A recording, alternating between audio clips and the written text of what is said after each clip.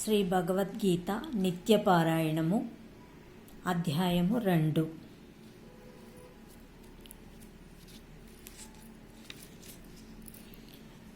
మహాభారతం యొక్క సర్వస్వమును అమృత స్వరూపమును విష్ణుముఖ పద్మము నుండి వెలువడినది నగు గీతాగంగా యొక్క ఉదకమును త్రాగిన వారికి పునర్జన్మ ఉండనేరదు. జనన మరణ బంధ విముక్తి రూపమోక్షము సిద్ధించును. జై శ్రీకృష్ణ. ఓం నమో భగవతే వాసుదేవాయ. ఓం నమో భగవతే వాసుదేవాయ. గీతను పారాయణ చేయు పద్ధతి. గీతను పారాయణ చేయుటకు ముందుగా ఈ క్రింది శ్లోకములను ఉచ్చరించుచు వందనమాచరింపవలయను. ఓం శ్రీకృష్ణ పరబ్రాహ్మణే నమః. ఓం శుక్లాంబరధరం విష్ణుం శశివర్ణం చతుర్భుజం ప్రసన్నవదనం ధ్యాయేత్ సర్వవిఘ్నోపశాంతయే. ఓం అఖండమండలాకారం వ్యాప్తం ఏన చరాచరం తత్పదం దర్శితం ఏన తస్మై శ్రీగురవే నమః. ఓం కృష్ణకమలపత్రాక్షం పుణ్యశ్రవణకీర్తనం వాసుదేవం జగద్యోని నౌమి నారాయణం హరిం. ఓం వ్యాసాయ విష్ణురూపాయ వ్యాసరూపాయ విష్ణవే నమో వై బ్రహ్మనిధయే వాసిష్ఠాయ నమో నమః. ఓం నారాయణం నమస్కృత్య నరం చైవ నరోత్తమం దేవీం సరస్వతిం వ్యాసం తతో జయముదీరయేత్. ఓం శ్రీకృష్ణాయ నమః. ఓం శ్రీకృష్ణాయ నమః. ఓం శ్రీకృష్ణాయ నమః. ఓం శ్రీకృష్ణాయ నమః. ఓం శ్రీకృష్ణ భగవానునే నమః. శ్రీ భగవద్గీత 2వ అధ్యాయము సాంఖ్యయోగము 26వ శ్లోకము. తాత్పర్యము. ఓ అర్జున, ఒకవేళ ఈ ఆత్మ దేహంతో పాటు నిరంతరము పుట్టుచూచూ నుండువాడని తలచినను అట్టి స్థితి యందు కూడా నీవి ప్రకారంగా శోకించుట తగదు. ఒకవేళ నీవి ఆత్మను చావు పుట్టుకలు కలవానిగా తలంచేదవేని అత్తిరి పుట్టినవానికి చావు తప్పదు, చచ్చినవానికి పుట్టక తప్పదు. తప్పనిసరియగు ఆ విషయమున నీవిక శోకించుట యుక్తము కాదు. ఓ అర్జున, ప్రాణికోట్లన్నీయు పుట్టుకకు పూర్వము కనబడకయు పుట్టిన పిదప దేహంతో కూడి కనబడుచును, మరలా మరణించిన పిదప మరలా కనబడకయు నుండుచున్నవి. అట్టి వాని విషయమై శోకింపనేలా. మొదట కనబడక మరల కనబడి తిరిగి అంతరించిపోవు భ్రాంతి రూపములైన ఈ దేహముల కొరకై దుఃఖింపనేల యని భావము. లేక ఆదియందు ఏ అవ్యక్త రూపం కలిగి ఉన్నవో అట్టి అవ్యక్త రూపమునే తిరిగి అంత్యమున ధరించుచుండ నిక దానికై శోకింపనేలా అనియు చెప్పవచ్చును. ఈ ఆత్మను ఒకానొకడు ఆశ్చర్యకరమైన దాని వలె చూచుచున్నాడు, మరి ఒకడు ఆశ్చర్యమైన దానిని వలె దీని గురించి చెప్పుచున్నాడు. అట్లే వేరొకడు ఆశ్చర్యమైన దానిని వలె దీనిని గూర్చి వినుచున్నాడు. అట్లు వినియు చూచియు చెప్పియు కూడా ఒకడును దీని గురించి సరిగ్గా తెలుసుకొనుట లేదు. సాక్షాత్తుగా అనుభవింపగలుగువారగుదురని భావం. అర్జున, సమస్త ప్రాణికోట్ల యొక్కయు దేహములయందు వసించియున్న ఈ ఆత్మ ఎన్నడునూ చంపబడడు. కావున ఏ ప్రాణి గూర్చి నీవు శోకింప తగదు. జై శ్రీమన్నారాయణ. మరియు ఓ అర్జున, స్వకీయమగు క్షత్రియమును విడచి కొనినను యుద్ధమునకు వెనుదియుట నీకు సరియైనది కాదు. యనిన క్షత్రియమునకు ధర్మయుద్ధము కంటే శ్రేయస్కరమైనది మరి ఒకటి లేదు కదా. ఓ అర్జున, అప్రయత్నంగానే లభించినట్టిదియు తెరువబడినటువంటి ద్వారము వంటిదియు స్వర్గమును కలుగజేయునదియు. ఇట్టి యుద్ధమును ఏ క్షత్రియులు పొందుదురో వారు నిక్కముగా భాగ్యవంతులే అగుదురు. ఇక నీవు ధర్మయుక్తమగు ఈ యుద్ధమును చేయకుందువే, దానిచే నీవు స్వధర్మమును నశించిన వాడవై కీర్తిని పోగొట్టుకుని పాపమును పొందగలవు. మరియు లోకులు నీ యొక్క అపకీర్తిని చిరకాలము వరకు చెప్పుకొనుచుందురు. గౌరవంగా బతికిన వానికి అపకీర్తి చావు కంటే అధికమైనది. మరియు ఇంతవరకు ఏ మహారథులయందు నీవు ఘనంగా భావింపబడుచుంటివో వారెల్లరూ నిన్నిప్పుడు చులకన చేసి భయముచే యుద్ధము నుండి మరలిన వానిగా నిన్ను తలంతురు. ఇంతియే కాక అత్తరి శత్రువులు నీ యొక్క సామర్థ్యమును దూషించుచు పెక్కు దుర్భాషణములను కూడా పలుకగలరు. దానిని మించిన దుఃఖమేమి కలదు? అర్జున, ఒకవేళ నీవీ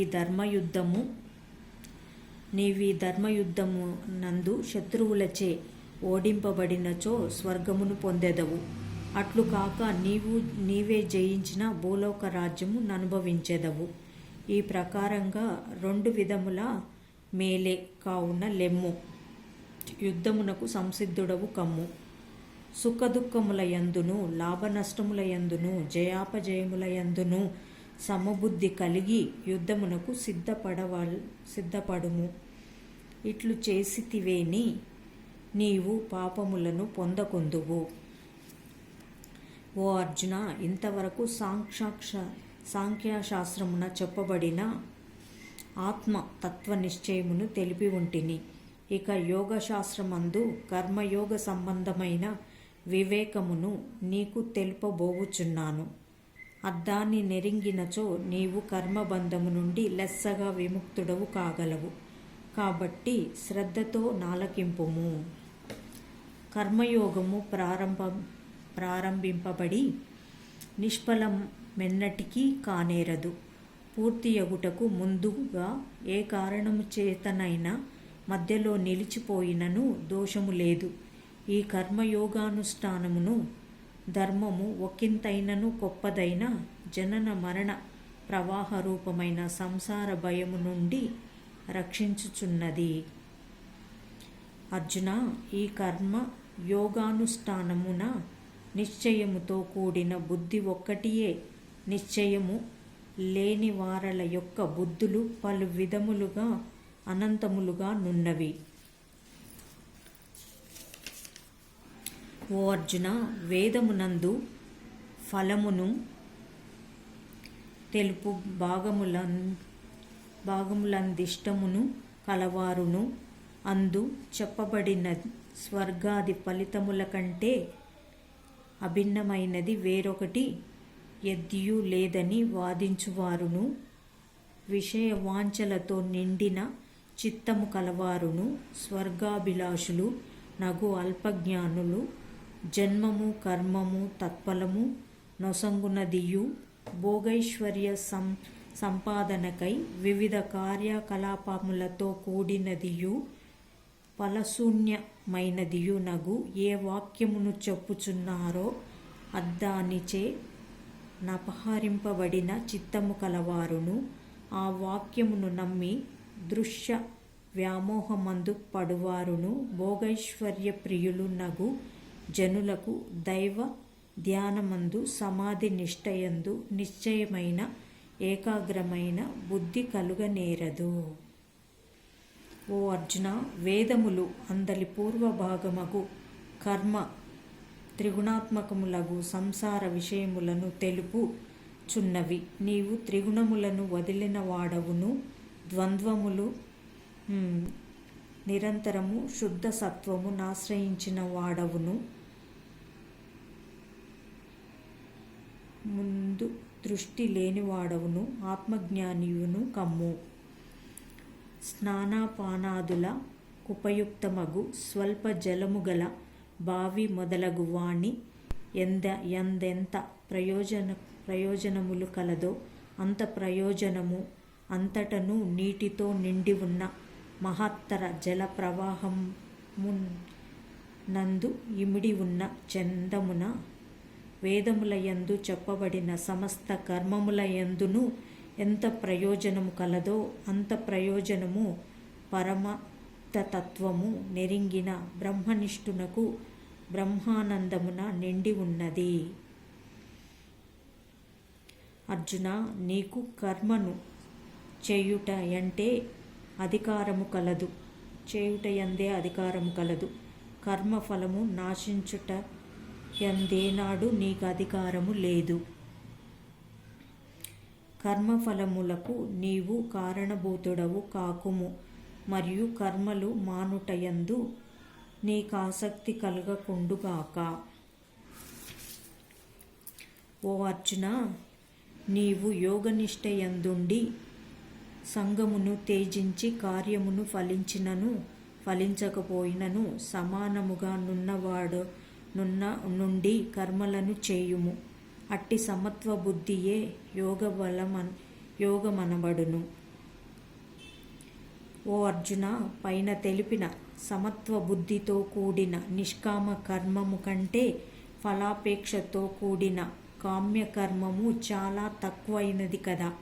కావున సమత్వ రూపమైన అట్టి నిష్కామ కర్మానుష్ఠాన బుద్ధినే నీవు ఆశ్రయింపుము. ఫలమును కోరువారు అల్పులు, దీనులు. సమత్వ బుద్ధి గలవాడు పుణ్యఫలముల రెండింటినీ ఈ జన్మయందే తొలగించుకొనుచున్నాడు. కావున నట్టి సమత్వ బుద్ధియుక్తుడగు నిష్కామ కర్మ యోగము కొరకు యత్నింపుము. కర్మల యందలి నేర్పరితనమే యోగమనబడును. భగవద్గీత 2వ అధ్యాయము సాంఖ్య యోగశాస్త్రము నందలి 51 శ్లోకం వరకు తాత్పర్యాన్ని చదువుకున్నాము. ఇప్పుడు గీతా మహాత్మ్యం చదువుకుందాము. భగవన్ పరమేశాన భక్తిరవ్యభిచారిణి ప్రారబ్ధంబుజ్యమానస్య కథం భవతి హే ప్రభు. విష్ణుర్వాచ ప్రారబ్ధంబుజ్యమానోపి గీతాభ్యాసరతః సదా సముక్తస్స సుఖీ లోకే కర్మణో నోపలిప్యతే. మహాపాపాదిపాపాని గీతా ధ్యానం కరోచి చేత్ క్వచిస్వర్షం న కుర్వంతి నళనీదళమంబసా. భూదేవి విష్ణు భగవానుని గూర్చి ఇట్లు ప్రశ్నించెను. ఓ భగవానుడా, పరమేశ్వర ప్రభు, ప్రారబ్ధమనుభవించు వానికి అచంచలమైన భక్తి ఎట్లు కలుగును? భూదేవి, ప్రారబ్ధమనుభవించుచున్నవారు గీతాభ్యాసమునందు నిరతుడై ఉండునో అట్టివాడు కర్మలచే నంటబడక ప్రపంచమున సుఖముగా ఉండును. తామరాకును నీరంటనట్టు గీతాధ్యాయం చేయువానిని మహాపాపములు కూడా కొంచెమైనను అంటవు. జై బలో శ్రీకృష్ణ భగవానికి జై. జై బలో గీతా మాతాకి జై.